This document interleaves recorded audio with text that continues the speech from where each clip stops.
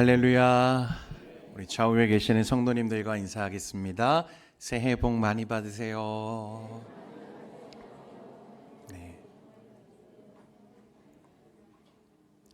네, 새해에는 여러분 하나님께서 우리의 영육간의 강건함을 더하시고 복의 복을 더하셔서 여러분들의 삶과 가정 위에 하나님의 축복의 은혜가 늘 넘치시기를 간절히 소망합니다. 부활하신 예수님은 이제 하늘로 올려지시기 전에, 승천하시기 전에 제자들에게 이런 말씀을 남기셨습니다. 사도행전 1장 5절에 보면 요한은 물로 세례를 베풀었으나 너희는 몇 날이 못되어 성령으로 세례를 받으리라 하셨느니라. 주님은 제자들에게 보혜사 성령을 약속하시죠. 그러면서 오직 성령이 너희에게 임하시면 너희가 권능을 받고 예루살렘과 온 유대와 사마리아와 어디까지? 땅끝까지 내 증인이 되리라, 이렇게 말씀하셨습니다. 그리고 그 약속하신 대로 오순절 마가 다락방에 모여있던 제자들과 무리에게 무엇이 임하세요? 성령이 임하셨습니다. 이게 성령의 강림 사건인데, 그래서 사도행전 2장 1절과 2절 말씀에 보면 이렇게 말씀합니다. 오순절 날이 이름에 그들이 다 같이 한 곳에 모였더니 호련히 하늘로부터 급하고 강한 바람 같은 소리가 있어 그들이 앉은 온 집에 가득하며. 그때부터였던 것 같아요. 예수님이 말씀하신 대로 성령이 그들에게 임하자 제자들이 큰 권능과 능력을 가지고 예수 부활의 증인이 되어서 온 세상을 향해 두려움 없이 주의 복음을 선포하며 드러내기 시작합니다. 이것이 바로 성령 강림 사건 이후에 일어난 변화들이었어요. 여러분, 예전에 그 제자들의 모습을 우리가 잘 알잖아요. 그들은 예수님처럼 나도 붙잡혀서 죽지 않을까? 그것이 무서워서 도망쳤고, 예수님을 부인하고, 또 기껏해야 함께 모여서 문을 걸어 잠그고 숨어 있는, 조용히 숨을 죽이며 그렇게 시대를 관망하고 있던 제자들의 모습. 그런데 성령이 그들에게 임하자 그들은 다시 세상을 향해서 걷기 시작하고, 이전과 전혀 다른 모습으로, 조금 과장하자면 마치 예수님이 살아 돌아오신 것 아닌가 싶을 만큼 권능으로 사역을 시작했다는 것입니다. 그래서 사도행전 3장에 가보면 베드로와 요한이 어떤 일을 행하죠? 날 때부터 걷지 못했던 이 앉은뱅이를 고쳐서 일으켜 세우는 일이 일어나게 되는 것입니다. 자, 그렇게 성령의 능력으로 세워진 사도들과 함께 시작된 이 성령의 사역이 무엇이었냐면 교회라는 거예요. 교회. 성령으로 세워진 사도들이 주님께 위임받은 사명과 그 사역들을 통해서 가장 먼저 시작한 일은 무엇이었냐면 교회를 세우는 일이었다는 것입니다. 그리고 그 초대 교회, 사도들과 함께 세워졌던 성령의 사역으로 나타났던 교회의 모습은 어떠했는가가 오늘 저와 여러분이 읽었던 본문 2장 42절부터 47절까지에 기록되어 있는 것입니다. 오늘 42절 말씀을 여러분 같이 한번 읽겠습니다. 42절입니다. 시작. 그들이 사도의 가르침을 받아 기도하기를 힘쓰니라. 아멘. 여러분, 이 한 절에 교회의 본질이 다 들어있습니다. 초대교회는 4가지에 힘썼다 이렇게 말하고 있는데, 첫 번째는 사도의 가르침, 말씀이죠, 말씀. 두 번째는 교제, 코이노니아이고, 세 번째는 떡을 뗀, 이 성례의 중심, 복음의 식탁을 말하는 것입니다. 네 번째는 기도하는 교회였다는 거예요. 그리고 43절부터 47절까지는요, 그 모임이 그들이 붙잡았던 이 본질, 교회의 본질을 통해 나타났던 삶의 모습들이 어떤 모습으로 열매 맺혔는지를 우리에게 말씀하고 있습니다. 첫 번째로 여러분 조금 이 말씀을 살펴보면 교회는 함께 말씀을 붙드는 공동체였다는 것을 알 수 있습니다. 오늘 말씀에 그들이 사도의 가르침을 받았다 이렇게 말씀하고 있죠. 여러분, 당시에는 신학교가 없죠. 체계적인 성경 공부 시스템 그런 게 없었습니다. 신약 성경도 아직 완성되기 전이었기 때문에, 그래서 그들이 붙들 수 있는 가장 분명한 복음의 통로는 오직 사도들의 가르침이 전부였어요. 그게 곧 말씀이었고 복음의 가르침이었습니다. 처음 예루살렘 교회는 사도들의 직접적인 가르침으로 이제 세워졌고, 교회가 여러 지역으로 이제 확장되어 가면서 사도들이 서신을 통해서 교회들을 가르치고 복음과 말씀 위에 그들을 세우기 시작했습니다. 그 서신들은 개인의 편지가 아니라 회중 앞에서 낭독되어졌던 편지들이었던 거죠. 그래서 골로새서 4장 16절에 보면 이렇게 말씀합니다. 이 편지를 너희에게서 읽은 후에 라오디게아인의 교회에서도 읽게 하고, 또 라오디게아로부터 오는 편지를 너희도 어떻게 해라? 읽어라. 그러니까 사도들은요, 하나님의 명령을 따라, 주의 명령을 따라 복음을 들고 땅끝까지 가야 되잖아요. 그래서 교회가 여러 지역으로 막 확산되어져 가고 퍼져가는 가운데 계속해서 그 교회들을 말씀으로 세워야 했는데, 그 말씀으로 세우는 유일한 통로가 뭐였어요? 이 편지의 형식이었다는 것입니다. 편지를 보내서 그 교회가 지금 겪고 있는 어려움과 혼란을 잠식시키고 복음과 믿음 위에 그들을 세우는 일에 사도들이 쓰여졌다는 거예요. 여러분, 그러니까 교회는 그러면 어떤 공동체인가? 사도들이 보낸 그 가르침, 주의 복음과 말씀을 함께 공람하며 회람하며 말씀을 붙드는 공동체였다는 것을 말하고 있는 것입니다. 말씀은 공동체를 살리는 하나님의 공적인 은혜의 통로였다는 거예요. 그래서 성도들은 함께 모여서 말씀을 듣고 마음에 새기고 질문하기도 하고 그 말씀을 붙들었습니다. 말씀이 삶의 기준이 되고 그 말씀이 교회의 방향이 되고 그렇게 순종했다는 거예요. 이것이 교회의 첫 번째 특징이었습니다. 사도들의 가르침, 말씀을 붙드는 교회. 두 번째는 오로지 그들이 기도하기를 힘쓰니라 라고 말씀하고 있죠. 사도들이 이제 가르침을 받았어요. 사도들의 가르침을 받았습니다. 말씀을 붙들었다는 거죠. 그리고 이제 그 말씀대로 교회는 무엇을 시작했냐면 교제하고, 말씀대로 떡을 떼고, 말씀을 붙들고 기도하기 시작했다는 것을 말하는 것입니다. 기도했다. 교회는 무엇하는 곳인가? 교회는 기도하는 곳이라는 거예요. 초대 교회에는 성도들이 이제 사도들의 가르침을 따라 교회와 지체들을 위해 모여서 함께 기도하기 시작했는데, 무엇을 기도했을까? 무엇을 위해서 그들은 기도했는가? 하나님, 올해 제 사업이 잘 되게 해주십시오. 하나님, 올해 부자 되기 원합니다. 하나님, 시험을 잘 보길 원합니다. 사업 번창하게 해주세요. 그런 기도도 할 수 있지만, 여러분, 초대 교회의 기도는 분명한 방향이 있었습니다. 그들의 기도는 늘 말씀대로 살게 해달라는 기도였어요. 주님, 이 말씀대로 살 수 있는 힘을 저에게 주십시오. 연약한 우리 공동체가 이 사도들의 가르침과 겉면을 따라 살 수 있게 해주십시오. 끝까지 이 말씀을 붙들고 내가 놓지 않도록 나를 붙들어 주십시오 라고 기도했다는 것입니다. 사도행전 4장에 보면요, 이와 관련해서 중요한 장면이 하나 나오는데, 사도들이 이제 복음을 들고 막 나가서 복음을 전하다가 붙잡히고 위협을 받는 일이 생기기 시작합니다. 그때 사도들의 소식을 듣고 모여있던 지체들이 함께 기도한 내용이 나오는데, 4장 29절과 30절 말씀입니다. 우리 같이 한번 이 말씀 읽겠습니다. 시작.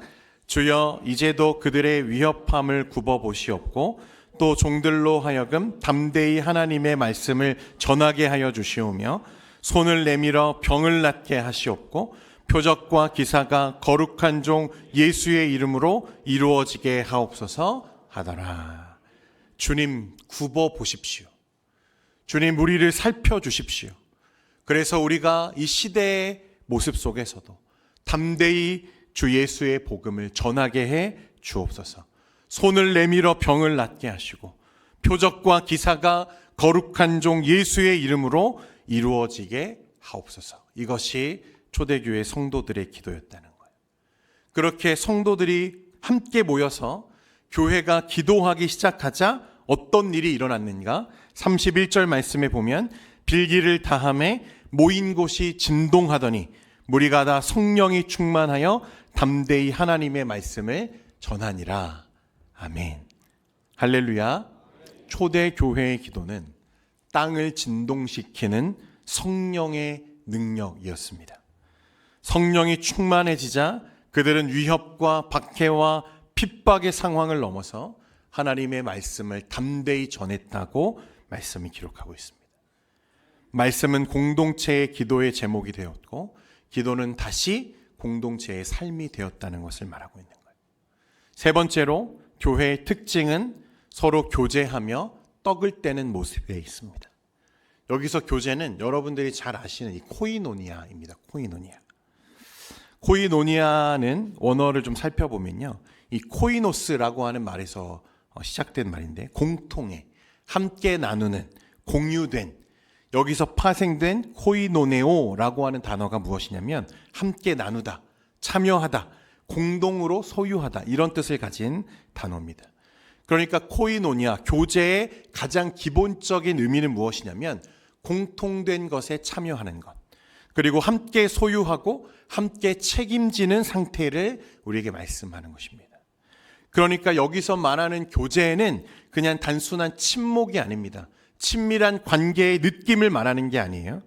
복음에 함께 참여하고 그 책임을 함께 나누어지는 공동체였음을 우리에게 말하는 것입니다. 그들은 그래서 모일 때마다 무엇을 했냐면요, 교제하면서 떡을 떼며 식사를 함께 했어요. 음식을 준비해 와서 한 자리에서 나누어 먹기 시작했습니다. 여러분, 우리 문화에서도 우리 가정을 또 식구라는 말로 부르잖아요. 식구가 무슨 뜻입니까, 여러분? 함께 밥을 먹는 관계다.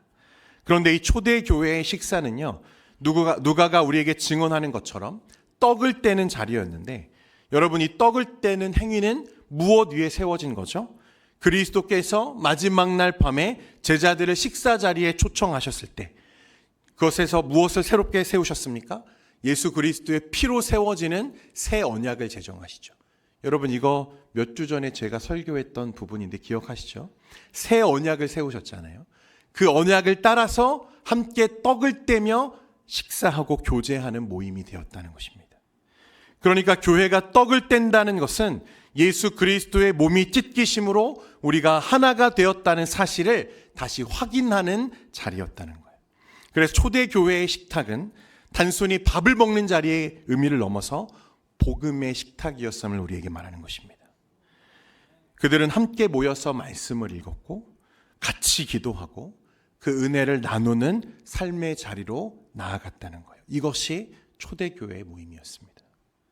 그 교회의 모임이 얼마나 아름답게 지어졌는지 43절부터 46절까지 말씀 우리 한번 같이 읽겠습니다. 43절부터 46절까지입니다. 시작. 사람마다 두려워하는데 사도들로 말미암아 기사와 표적이 많이 나타나니 믿는 사람이 다 함께 있어 모든 물건을 서로 통용하고 또 재산과 소유를 팔아 같이하여 성전에 모이기를 힘쓰고 집에서 떡을 떼며 기쁨과 순전한 마음으로 음식을 먹고. 초대 교회에는 기사와 표적이 많이 나타났고 형식적인 종교가 아니라 진정성 있는 삶의 실제로서의 신앙이 공동체 안에서 이루어졌다는 것을 말씀합니다.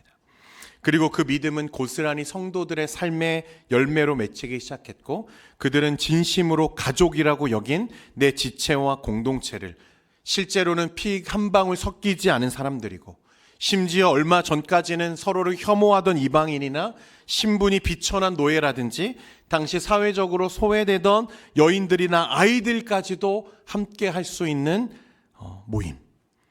그래서 말씀해 보면 44절과 45절에 믿은 사람이 다 함께 있어 모든 물건을 서로 통용하고 또 재산과 소유를 팔아 각 사람의 필요를 따라 나누어 주는 모임.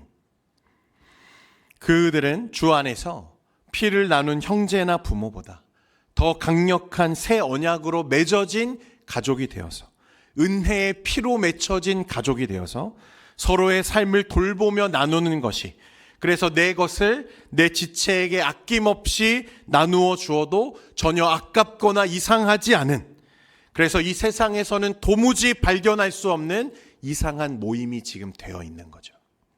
그게 무엇입니까? 교회입니다. 교회. 교회는요, 여러분, 이상한 곳이에요. 정말 비정상입니다.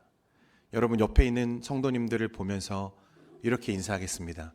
우리는 이상한 사람들입니다. 네.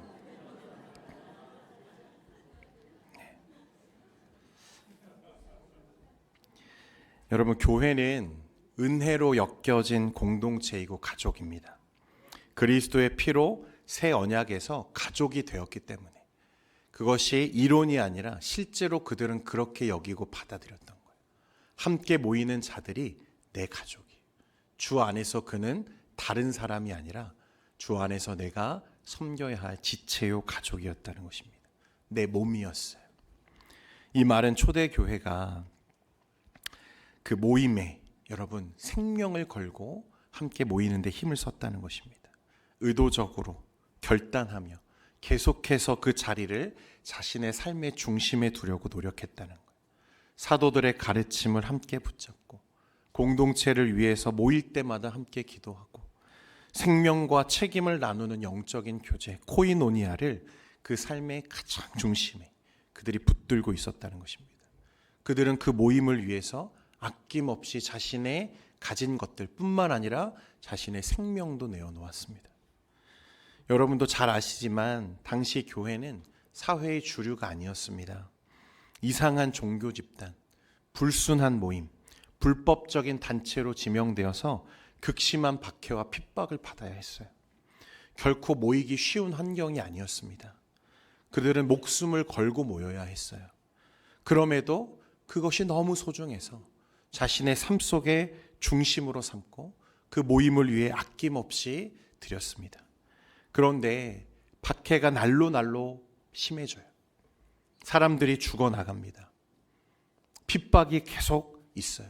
그러다 보니까 어떤 마음들이 생길 수 있습니까? 이 모임을 피하려고 하는, 회피하려고 하는, 무서워서 또 두려워하면서 그 모임을 떠나려고 하는 사람들이 일부에서 생겨났겠죠. 당연한 것 아니겠습니까? 그래서 히브리서 기자가 뭐라고 말씀하냐면 히브리서 10장 25절 말씀에 이렇게 말씀합니다. 우리 같이 한번 읽겠습니다. 같이 읽습니다. 시작. 모이기를 패하는 어떤 사람들의 습관과 같이 하지 말고 오직 권하여 그날이 가까움을 볼수록 더욱 그리하자. 아멘. 상황이 상황이다 보이니까 모이기를 꺼려하고 회피하고 싶고 모임을 패하려고까지 하는 사람들이 생겨나기 시작했던 것 같아요. 오늘로 치면 목사님, 제가 상황이 안 돼서 교회는 못 가지만 영상으로는 예배를 잘 드리고 있습니다. 목사님, 꼭 교회 가야만 합니까? 혼자서 예수 잘 믿으면 되는 것 아닌가요? 꼭 모임에 나가서 사람들과 교제하면서 신앙생활 해야 합니까? 그렇게 말할 수 있습니다. 그런데 히브리서 기자는 우리에게 반대로 모이기를 패하는 어떤 사람들의 습관과 같이 하지 말고 오직 권하여 그날이 가까움을 볼수록 더욱 그리하자. 더 모이기에 어떻게 하라고요? 힘쓰라고 말씀하고 있는 것입니다. 사랑하는 성도 여러분, 우리 동현교회 2026년의 표어가 무엇인지 아십니까? 어떻게 하셨습니까? 네. 모이기를 힘쓰는 동현교회입니다. 여러분, 우리는 모이기를 힘쓰는 교회 되기를 소망합니다. 이 시대와 흐름은 모이지 않아도 된다. 꼭 모여야 하나? 그리고 코로나 시대를 겪으면서 그런 마음이 우리에게 증폭되어졌던 것 같아요. 우리는 이제 함께 지어져 가는 교회를 넘어서 모이기에 힘쓰는 교회 되기를 소망합니다.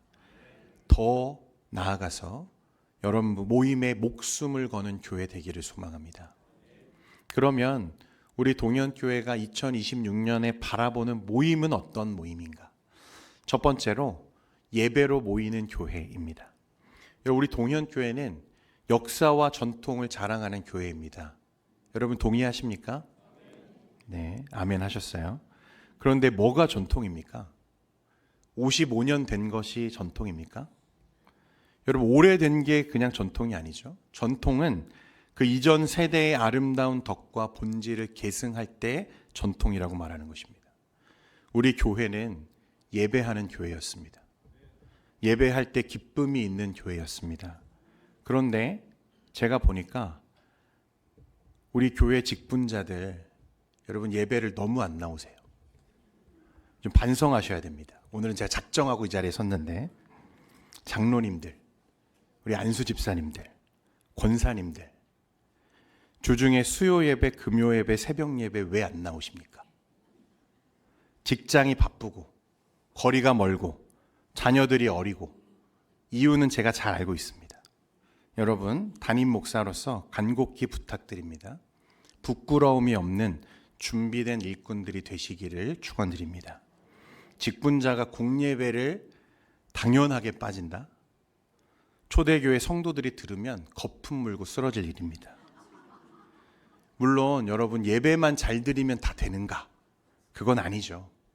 예배 안 빠지고 또 잘 드리면 그가 온전한 신실한 제자가 되는 것인가? 그건 또 아닙니다. 다른 문제예요. 여러분, 그러나 이것은 기본의 문제죠. 성숙은 그 다음 단계입니다. 기본을 다시 세우는 우리 교회 되기를 소망합니다. 여러분, 직분자들이 예배를 안 지키는데 어떻게 모이기를 힘쓰는 교회가 됩니까? 바라기는 우리 예배로 모이는 교회 되기를 소망합니다. 두 번째는 모여서 말씀 읽는 동현교회 되기를 소망합니다. 말씀은 교회의 뿌리예요. 말씀이 없으면 아무리 많이 모여도 아무리 건물이 화려해도 그건 교회가 아닙니다. 바른 말씀과 성례의 시행, 그것이 교회의 참된 표지라는 거예요. 그래서 말씀을 읽지 않고 말씀을 행하지 않는 교회는 교회가 아닙니다. 2026년 동현교회는 말씀 위에 서는 교회가 되기를 소망합니다. 그 말씀이 깊어지는 한 해가 되었으면 좋겠어요. 히브리서 4장 12절 말씀에 하나님의 말씀은 살아있고 활력이 있어 좌우에 날선 어떤 검보다도 예리하여 혼과 영과 및 관절과 골수를 찔러 쪼개기까지 하며 또 하나님의 생각과 뜻을 판단한다고 우리에게 말씀했습니다. 말씀을 깊이 읽기 시작하면 여러분 무엇이 남게 될까요? 우리가 말씀을, 성경을 바르게 읽고 깊이 읽어 나가기 시작하면 무엇이 선명해질까요? 요한복음 5장 39절에 주님이 이렇게 말씀하셨어요. 너희가 성경에서 영생을 얻는 줄 생각하고 성경을 연구하거니와 이 성경이 곧 내게 대하여 증언하는 것이니라. 성경을 계속 읽어요. 깊이 읽어요. 그러면 한 단어가 남아요.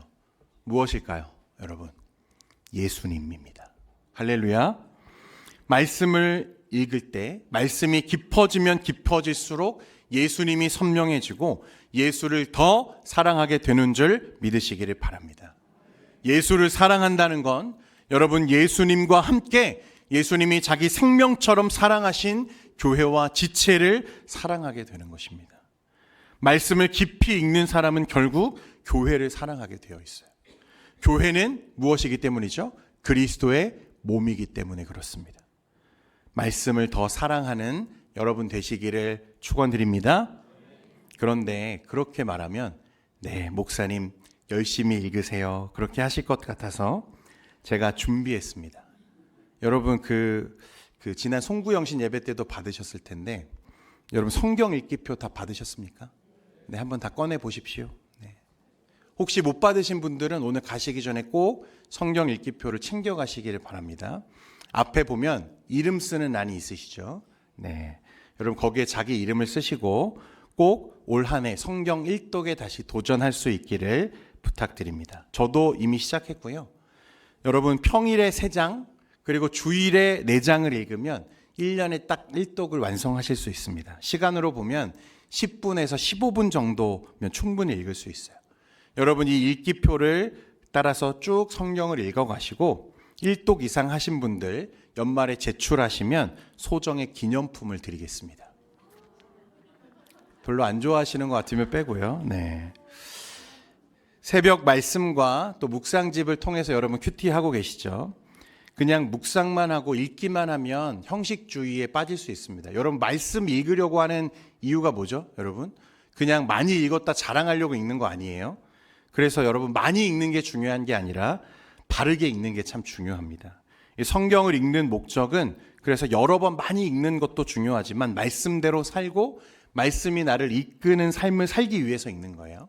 그러니까 여러분 꼭 묵상과 큐티하시고 실천과 적용을 꼭 하시기를 바랍니다. 그래서 실천하신 내용과 느낀 점을 여러분 홈페이지에 가보시면 큐티란이 있어요. 큐티란에 간증으로 올려주십시오. 그리고 카톡방에 여러분 들어와 계시는 분들 많으시죠? 묵상 나눔 카톡방에 올려주시면 이것도 연말에 뽑아서 시상을 하도록 하겠습니다. 안 좋아하시면 안 하고요. 선물이 뭡니까? 국가 기밀입니다, 여러분. 세 번째는 여러분 모여서 기도하는 동년교회 되기를 소망합니다. 말씀을 깊이 읽으면 예수를 더 사랑하게 된다고 했잖아요. 그러면 기도가 깊어지면 어떻게 되는가? 기도를 우리가 영적인 호흡이라고 말하는데 기도가 깊어지면 어떤 일이 우리에게 일어나죠? 부자가 됩니까? 병이 떠나가나요? 아닙니다.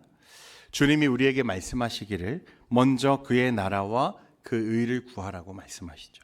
기도할 때 우리는 하나님의 뜻과 그 나라가 나를 통해 이 땅에 이루어지는 것을 경험하게 될 줄 믿습니다. 하나님이 말씀하시는 대로 살아갈 수 있는 힘과 능력은 기도를 통해서 공급해 주신다는 거예요. 그래서 기도가 깊어지면 나의 원함이 아니라 아버지의 뜻이 선명해지기 시작합니다. 그래서 기도는 우리가 하나님을 움직이는 시간이 아니라 하나님 앞에서 내가 다시 서는 시간이 되는 거예요. 기도가 깊어질수록 우리의 관심은 점점 나의 형편에서 하나님의 나라로 옮겨져 가게 됩니다.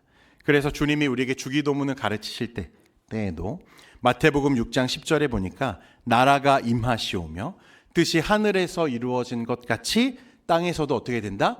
이루어진다라고 기도하라고 하셨어요. 여러분 올해 우리 교회는 두 가지 기도 운동을 우리 온 교회가 함께 전개해 가려고 합니다.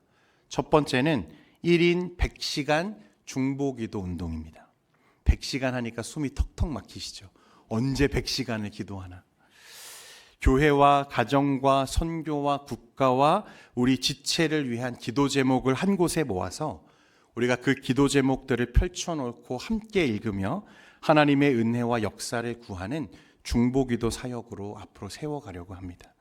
그래서 주중에 시간을 정해서 함께 기도하고 또 개인이 골방에서 기도하실 수 있도록 돕는 중보기도 사역을 전개하겠습니다. 저는 기도하는 교회와 성도들을 통해서 하나님이 일하신다고 믿습니다. 두 번째는 마마기도회인데요. 이 마마기도회는요, 부산에서 몇몇 권사님들이 시작하셨던 작은 소그룹 기도 운동이었습니다. 그런데 이 몇 분이 시작했던 기도 모임이 성령의 역사가 막 나타나면서 함께 기도하는 사람들이 급격하게 늘어나기 시작했고 교회를 넘어서 부산 전 지역에 퍼지는 연합 기도 운동으로 성장했습니다. 그리고 이제는 부산을 지나서 전국으로 총 한 50여 개 지역에서 함께 모여서 기도하는 연합 기도 운동으로 성장했습니다. 이 기도 제목을요, 6개 국어로 번역된 기도 제목을 가지고 전국이 지금 함께 모여서 한국 교회를 위해서, 나라를 위해서, 또 북한을 위해서, 가정과 다음 세대를 위해서 기도하는 기도 운동이 되어 있습니다. 마마 기도의 타이틀은요, 마리아처럼 기도하고 마르다처럼 섬기는 모임. 그래서 교회의 평신도 여성 지도자들이 세워가는 사역입니다. 우리 성북 지역에도 감사하게도 연합기도회가 계속 지금 진행이 되고 있고요. 매월 마지막 주 목요일 오후 2시부터 4시까지 돌아가면서 교회를 정해서 연합기도회가 열리고 있습니다. 함께 공동의 기도 제목을 선포하는 선포적 기도 운동인데 그 기도를 시작하신 권사님이 아마 언론과 또 방송 계열에서 오래 근무하셨던 분인 것 같아요. 그래서 그 권사님이 팀을 모아서 우리 사회에 지금 벌어지고 있는 이슈들과 또 기도 제목들을 기도하면서 작성해서 전국으로 공유합니다. 그리고 전국에 흩어져 있는 각 지역들마다 동일한 기도 제목을 가지고 선포하며 온 나라가 함께 지금 기도하고 있는 중이에요. 제가 작년에 한 파트의 기도를 부탁받아서 몇 번 다녀왔는데요. 기도하는 이 영적인 분위기가 심상치가 않습니다. 국가를 위해서, 지역을 위해서, 가정과 다음 세대를 위해서, 북한을 위해서, 또 우리 동현교회를 위해서 여러분이 연합 기도 사역에 동참할 예정입니다. 여러분이 앞에서 봤지만 교회가 성령 안에서 기도할 때 어떻게 된다고 했습니까? 땅이 진동했다고 했습니다. 여러분 기도를 통해 하나님이 우리 한국교회를 새롭게 하시고 저와 여러분을 다시 하나님의 은혜의 자리로 세울 것을 믿으며 기도하는 우리 동현교회 되기를 소망합니다. 네. 마지막으로 한 가지 더 중요한 부분이 남아 있는데요. 초대교회가 그렇게 말씀과 기도, 성례와 교제로 하나님 안에서, 성령 안에서 하나 되는 교회가 되었을 때 과연 그 교회는 세상에 어떤 모습으로 비춰졌는가 하는 것입니다. 우리 47절 말씀 우리 한번 마지막으로 함께 읽겠습니다. 47절입니다. 시작. 하나님을 찬미하며 또 온 백성에게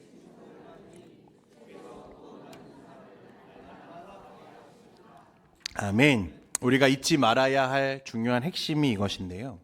우리는 예배로 모이고 말씀으로 모이고 기도로 모여야 하는데 그 모임의 방향은 여러분 그 모임 자체에 있지 않고 세상을 향한 모임이어야 한다는 사실입니다.